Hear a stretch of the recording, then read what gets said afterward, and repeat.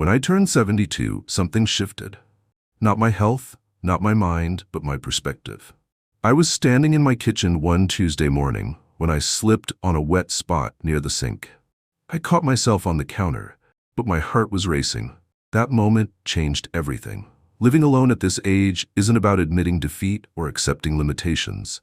It's about being smart enough to adapt before you have to. And let me tell you, the changes I made didn't just make my home safer. They gave me something I didn't realize I was losing: peace of mind. Today I'm sharing the 10 specific modifications I made to my home. Some cost almost nothing. Others required a bit of investment, but every single one has proven its worth, and I wish I'd done them sooner. Let's get into it. 1. Lighting everywhere. The first change I made was probably the most impactful, and honestly the easiest. I added lights everywhere, and I mean everywhere. Here's what most people don't realize. Your eyes need 3 times more light at 60 than they did at 20. At 72, I was still living with the same lighting I'd had for decades. That's a recipe for disaster. I installed motion sensor nightlights in every hallway, the bathroom, and leading to the kitchen. These weren't just any nightlights. I got the kind that automatically turn on when they detect movement in low light. No switches to fumble for, no stumbling in the dark. But I didn't stop there. I replaced all my old bulbs with brighter LED bulbs. I added under-cabinet lighting in the kitchen. I put a lamp on a timer in my living room so I never come home to a dark house. The bathroom got special attention. I installed a motion sensor light that comes on before I even reach the doorway. Those middle-of-the-night trips became infinitely safer. Cost? Maybe $150 total. Impact? Immeasurable. I haven't stubbed my toe or misjudged a step in months. 2. Grab bars in strategic locations. Now I'll be honest with you. When I first considered installing grab bars, my ego fought me hard. Grab bars felt like an admission that I was old, that I was declining. But you know what's really aging? Breaking a hip because you were too proud to install a $30 safety feature. I put grab bars in 3 key locations: next to the toilet, inside the shower, and near the bathtub. But here's the thing. I didn't get those institutional-looking chrome bars that scream, "Elderly person lives here." Modern grab bars come in oil-rubbed bronze, brushed nickel, and designs that look like regular bathroom fixtures. The one next to the toilet has saved me more times than I can count. Getting up from a seated position isn't as automatic as it used to be, and having something sturdy to hold on to makes all the difference. In the shower, I installed a corner grab bar and 1 horizontal bar. They're positioned so I can hold on while washing my feet. Something that requires balance I can't always guarantee, especially when everything's wet and slippery. I had a handyman install them properly into the wall studs. This isn't the place to cut corners. These bars need to support your full body weight and then some. Total cost about $120 including installation. Worth every penny. 3. Non-slip solutions. Slippery surfaces are the enemy. After my kitchen scare, I became obsessed with traction. I started in the bathroom. I got a high-quality non-slip mat for the shower floor. Not those cheap ones that lose their grip after a month, but a proper one with strong suction cups. I also put a cushioned bath mat outside the shower that doesn't slide around. The kitchen got non-slip mats in front of the sink and stove. These areas get wet and greasy. And I'd been playing Russian roulette every time I cooked. But here's a change I didn't expect to make. I went through my entire house and either removed or secured every throw rug. Those decorative rugs I'd had for years, they were tripping hazards. I either got rid of them or put non-slip rug pads underneath. The ones in high-traffic areas just went to my daughter's house. I even put non-slip treads on my outdoor steps and the basement stairs. I chose clear ones so they don't look obvious, but they provide crucial grip, especially when things get wet. This whole project cost maybe $80, and it eliminated dozens of slip and fall risks throughout my home. 4. Reorganizing for accessibility. This change didn't cost money, it cost pride and required honesty. I went through every cabinet, closet, and storage area and asked myself, can I reach this safely? If the answer was no, or even sort of, I reorganized. Everything I use regularly came down from high shelves. My dishes, glasses, food staples, and cooking equipment all moved to waist-to-shoulder height. The stuff I rarely use went up high or down low. In the kitchen, my everyday plates and bowls now live in the cabinet I can reach without stretching or using a step stool. My coffee, tea, and breakfast items are all at easy access height. I did the same in my bedroom closet. The clothes I wear frequently are at eye level. Seasonal items went into labeled bins that my son helps me swap out. The bathroom medicine cabinet got a complete overhaul. Daily medications and first aid supplies are front and center. Everything else got relocated. I also created a daily essentials station near my front door. Keys, phone, wallet, emergency numbers, flashlight, everything I might need quickly is in one accessible spot. This took me a full weekend, but it transformed how I move through my home. No more stretching, straining, or climbing. Everything I need is within safe reach. 5. A medical alert system. This was the change I resisted most, and now it's the one I'm most grateful for. I subscribe to a medical alert system, one of those services where you wear a button that connects you to emergency help.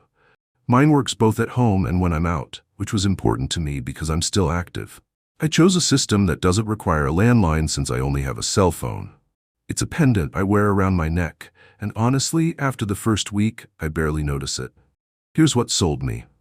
I was talking to a friend whose mother fell and couldn't reach her phone. She lay on the floor for 6 hours before someone found her. 6 hours. That story haunted me. The peace of mind is worth the $30 a month. I haven't needed it yet, and I hope I never do. But knowing I can get help with one button press, whether I'm in my basement, in my yard, or at the grocery store, lets me live more confidently.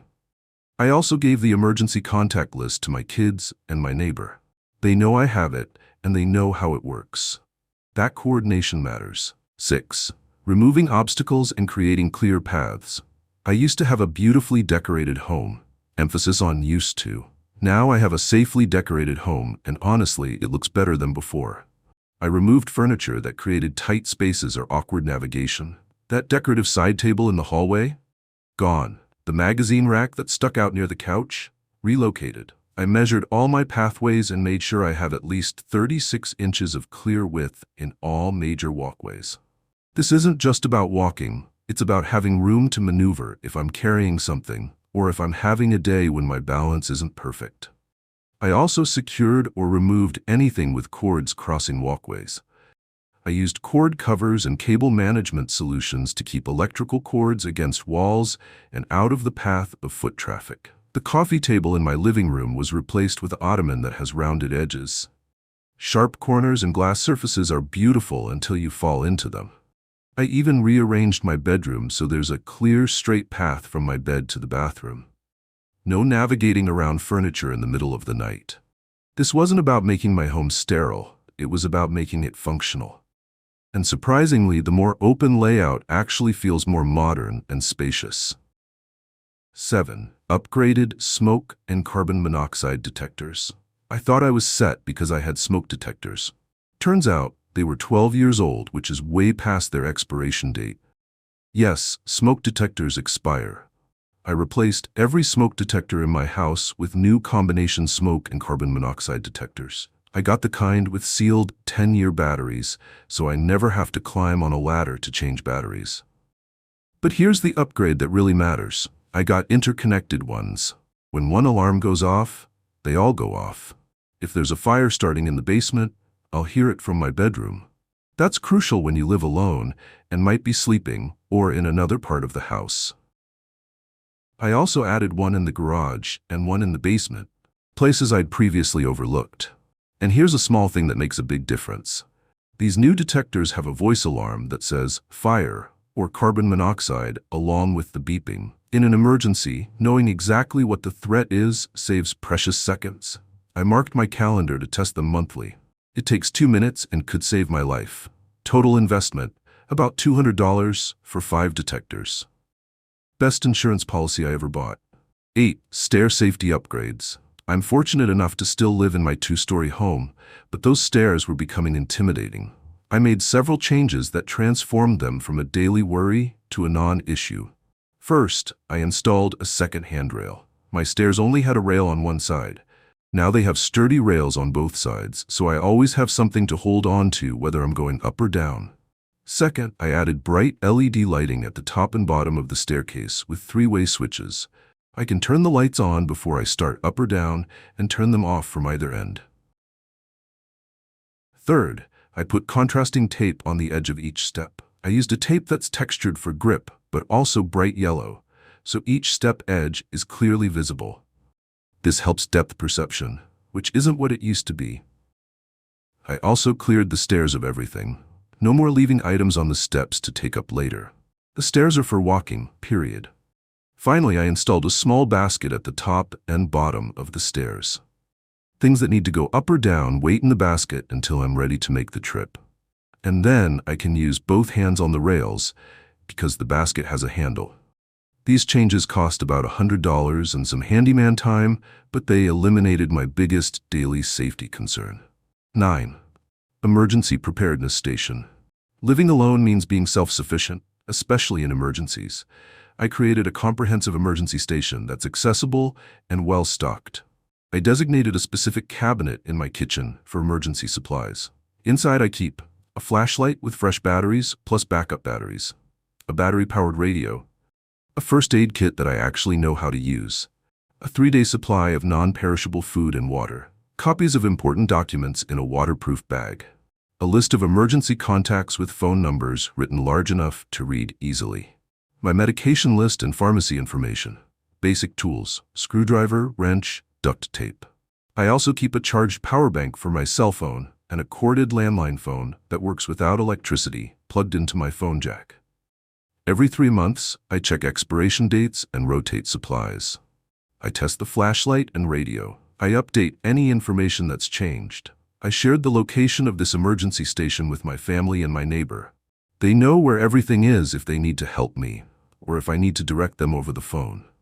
This project cost about $75 to set up properly, and the peace of mind is immense. I'm not just hoping I'll be okay in an emergency. I'm prepared. Technology for safety and connection. The final change might surprise you because it's the most modern. I embrace technology specifically for safety. I got a video doorbell. Now I can see who's at my door without opening it, even when I'm not home. This protects me from scams, unexpected visitors, and the pressure to open the door when I shouldn't. I installed smart locks on my front and back doors. I can lock and unlock them from my phone, and I can give temporary access codes to my kids, the cleaning service, or emergency services if needed. No more hiding keys under the mat. I set up automatic lights on timers and smart plugs. My house looks occupied even when I'm visiting family. Some lights turn on at sunset automatically. Others I can control from my phone. I also embraced my smartphone more fully. I learned to use the medical ID feature that displays my emergency information even when my phone is locked. I set up location sharing with my daughter. I downloaded apps for my pharmacy, my doctor's office, and my medical alert service. I even got a simple tablet for video calls. Seeing my grandchildren regularly isn't just nice. It's a safety feature. My family can see I'm okay, and I can reach out easily if something's wrong. The technology investment was about $400 total, but it's made living alone feel less isolated and much more secure. These 10 changes didn't happen overnight. I made them gradually over about 6 months. Some were easy, some required help. All of them required me to set aside my pride and accept a simple truth. Adapting isn't giving up. It's giving myself the gift of independence for longer. I'm still the same person I was before these changes. I'm still active, still social, still living life on my terms, but now I'm doing it in a home that supports me instead of threatens me. The total cost for everything was around $1,200. That might sound like a lot, but consider this: 1 fall, 1 emergency room visit, 1 injury that limits your independence. That costs so much more, both financially and personally. If you're living alone or if you have a parent or loved one who is, I hope this list helps. You don't have to make all these changes at once. Start with 1. Maybe it's the lighting. Maybe it's the grab bars. Maybe it's just reorganizing your kitchen. The goal isn't to turn your home into a hospital. It's to make your home a place where you can thrive safely, independently, and confidently, no matter what age you are. Thanks for watching. Stay safe out there.